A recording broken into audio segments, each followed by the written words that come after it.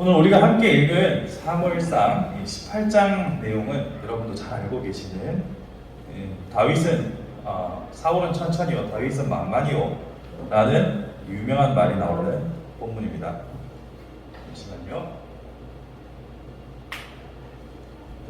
자, 오늘 이 본문에서 나오는 천천만만 이 말 한마디가 사울을 격동시킵니다. 사울의 마음속에 강력한 질투가 혹은 시기가 불타오르게 만드는 중요한 사건, 전환점이 되는 내용이 바로 오늘 본문입니다. 자기가 왕이에요. 그리고 전쟁을 치르고 오는데 사람들이 왕인 자기에게 모든 영광을 돌리는 게 아니라 자기의 부하인 다윗에게 다윗이 최고라고 막 칭송을 하니까 눈이 뒤집히는 겁니다. 왜 이런 상황이 생기는가? 우리가 생각해보면 그럴 수 있지 라고 생각이 드실 수도 있을 거예요. 당연히 기분이 안 좋을 수도 있겠죠. 그렇지만 이렇게 기분이 안 좋은 것의 궁극적인 이유는 따로 있어요. 어떻게?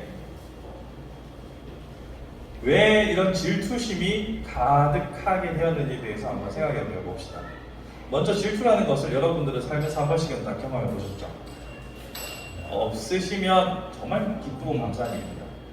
근데 그럴 일이 있어요. 사촌이 땅을 사면 배가 아프다라는 말은 저는 성경이 삽입돼야 된다라고, 그러니까 성경 본문은 아니더라도 뒷장의 부록으로 삽입돼야 한다고 생각할 정도로 우리는 시기와 질투에 언제나 흔들리는 사람들입니다. 사울도 예외는 아니었어요.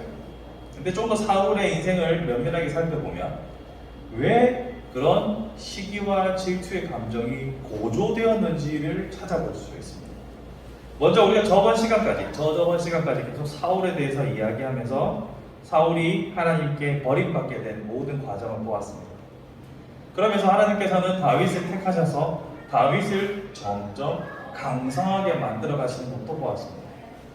그러면서 다윗은 이제 골리앗을 물리치고 핵심 코어 인물, 그러니까 다윗 또 요나단 이런 전쟁을 수행하는 핵심적인 인물로 급부상하게 되죠. 그때 제가 중요하게 말씀드렸던 것은 하나님의 영이 다윗에게 임했다. 기름 받는 순간부터 다윗에게 하나님의 영이 임했다라는 것을 제가 중요한 포인트로 말씀드렸어요. 그렇게 다윗은 승승장구하기 시작합니다. 반면에 사울은 하나님께로부터 버림을 받고 점점 악령에 지배받는 시간들이 많아집니다. 오늘 본문에서도 그 장면이 나와요. 12절을 한번 보실까요? 12절에 여호와께서 사울을 떠나 다윗과 함께 계심으로 하나님이 떠났죠. 그러니까 10절에서 하나님께서 부르시는 악령이 사울에게 힘있게 내립니다. 그러니까 지금 마음밭에 하나님이 계시지 않으니까 악한 영들의 지배를 받는 거예요. 너무나 대조적이죠. 다윗은 하나님의 영의 지배를 받기 시작하고 사울은 하나님이 계시지 않은 자리에 악한 영들의 지배를 받기 시작합니다.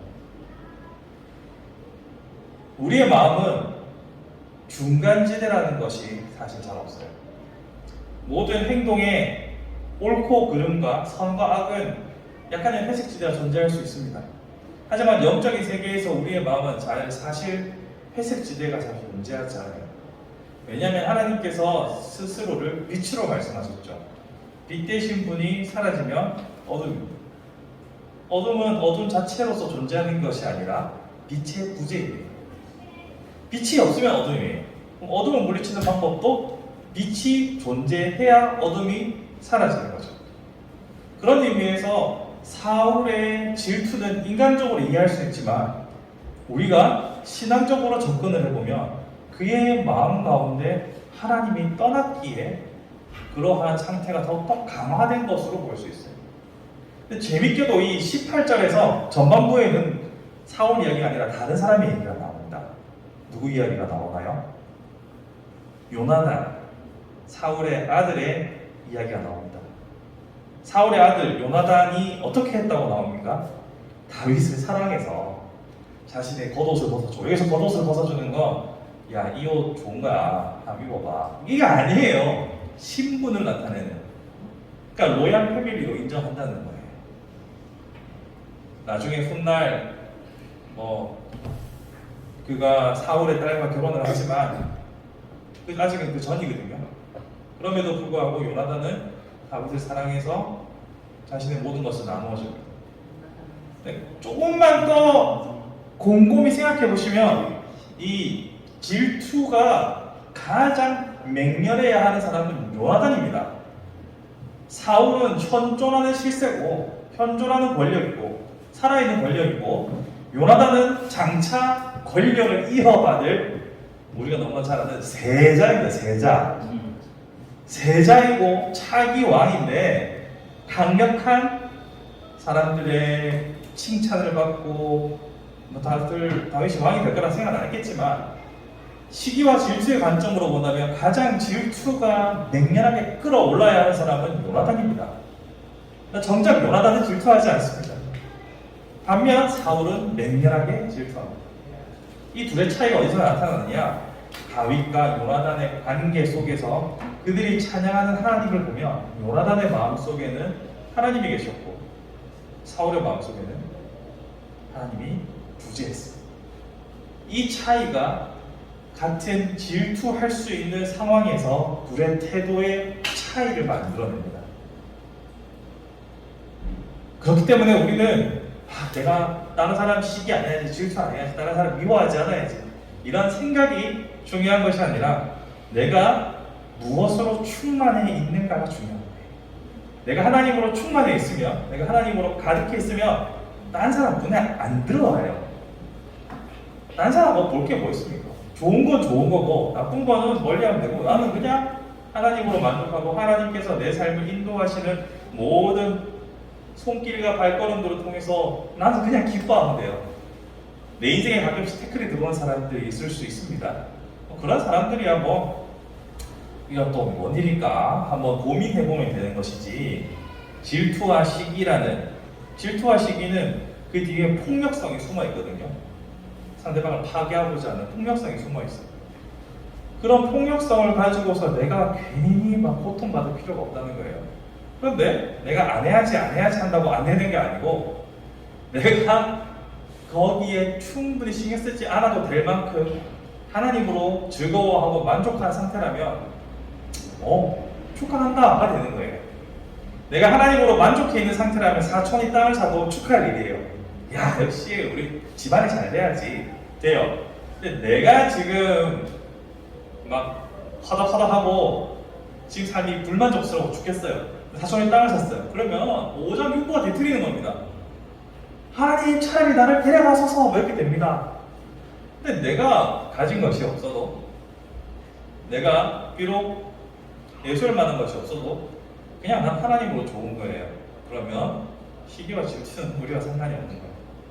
여러분, 영화 물론 우리 현실이어야 가장 좋지만 영화나 드라마로 생각해보면 처음 사랑에 빠졌을 때 두 연인은 다 필요 없어요.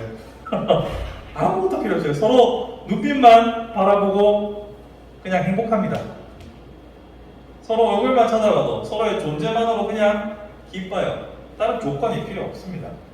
그런데 이게 좀 식상해지고 번택이 찾아오고 이렇게 하다 보면 이제 서로 존재만으로 기뻐하는 것이 아니라 다른 이유들을 찾아가죠. 요 사이에 요 기간 동안에 일어나는 모든 일들은 인간의 연약함이라는 것을 기초합니다.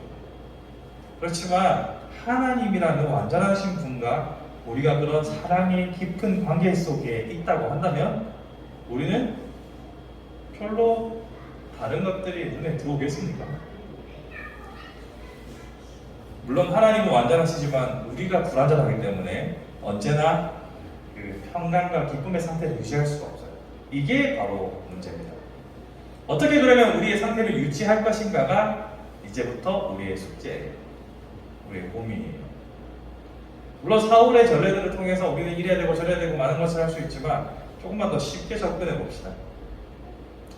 우리는 자주 볼수록 더 깊이 알고 자주 대화할수록 더 몰랐던 부분을 미처 발견하는 그런 인간관계를 많이 경험하죠. 마찬가지로 하나님과 좀 더 함께하는 시간들이 늘어나야 합니다. 자, 마찰력이라는 것을 여러분들 배워보셨을 거예요. 마찰 개수를 계산할 때 가장 중요한 것은 마찰 표면의 어떤 상태도 중요하지만 마찰 면적이 중요하잖아요. 마찰 면적이 커야 이게 쫙 잘 잡히는 거죠. 그래서 막 비싼 차들 보면 뒤에서 봐도 타이어가 이만하잖아요. 왜 그렇게 면적이 넓습니까? 마찰력을 높여서 차가 미끄러지지 않도록 잘 서도록 하기 위한 거죠. 마찰 면적이라는 것을 사람과 사람 혹은 사람과 하나님과의 관계로 생각해 보면 시간이에요. 시간. 얼마나 내가 하나님과 함께하는 시간을 가지느냐가 중요한 거겠죠. 그래서 저는 그 시간을 여러분들과 함께 생각해 보고 싶습니다. 여러분들의 일상의 모든 시간 중에서 얼마를 떼서 이렇게 하십시오 이런 것도 있지만 저는 매 순간순간 하나님을 중심으로 사고하는 훈련이 된다면 우리의 모든 시간들은 하나님과 연결된 시간, 즉 접촉 면적, 시간이 늘어난다고 생각합니다. 늘 우리가 하루 중에 24시간 중에 저는 10분의 1로 2시간 2시간 하고 드리겠습니다. 이거 쉽지 않습니다. 아니 제가 깨어있는 시간에 10분의 1을 드리겠습니다. 그리고 그렇게 하라고 성경은 말한 적은 없어요. 그리고 사실 사람과의 관계에서도 기계적으로 어느 정도 시간을 나를 위해서 할애해 나에게 떼나 이렇게 하면 그 관계가 꼭 오래가지 못합니다. 이게 아니라 마음속에 계속 그 사람을 중심으로 모든 것을 사고하고 결정하고 고민하는 것, 그것을 우리 사랑이라고 하잖아요. 우리는 하나님과의 접촉 시간, 접촉 면적을 늘려가면서 그분으로 충만해지고 그분으로 충만해진 마음으로 시기와 질투가 아니라 애정과 관심으로 이웃을 바라보는 성숙한 성도로 가는 것, 그것이 우리의 목적이 되어야 합니다. 말씀을 정리해 보겠습니다. 시기와 질투는 누구에게나 나타날 수 있는 일입니다. 누구에게나, 어린 친구들이나 나이가 많은 사람이나 누구에게나 시기와 질투는 찾아옵니다. 나보다 더 재능이 있는 친구를 바라볼 때 느끼는 절망감, 나보다 더 많은 돈을 벌어서 떵떵거리며 살아가는 동기들을 바라보는 씁쓸함, 동창회는 별로 좋은 게 아닌 것 같더라고요. 동창회 가고 좋은 일이 있다는 건 저는 본 적이 별로 없습니다. 우리의 마음속에 일어날 수 있는 여러 가지 감정의 격동들을 우리는 경험하며 살아갈 테지만 만약 우리 마음속에 하나님께서 충만하게 거하신다면 그런 감정에 휘둘리는 것이 아니라 나는 정상적으로 하나님과 함께 나의 길을 가고 있다. 나는 지금 내 몫을 하고 있다. 라고 느껴지신다면 여러분의 마음속에 주님을 평강히 찾아오게 하겠습니다. 요나단이 다윗에게 사랑으로 대하였던 것처럼 우리의 상식으로는 이해할 수 없는 사랑의 움직임들이, 사랑의 역사들이 가능하리라 생각합니다. 그렇게 주로 충만하여 사랑을 실천할 수 있는 저와 여러분들이 되기를 간절히 소망합니다.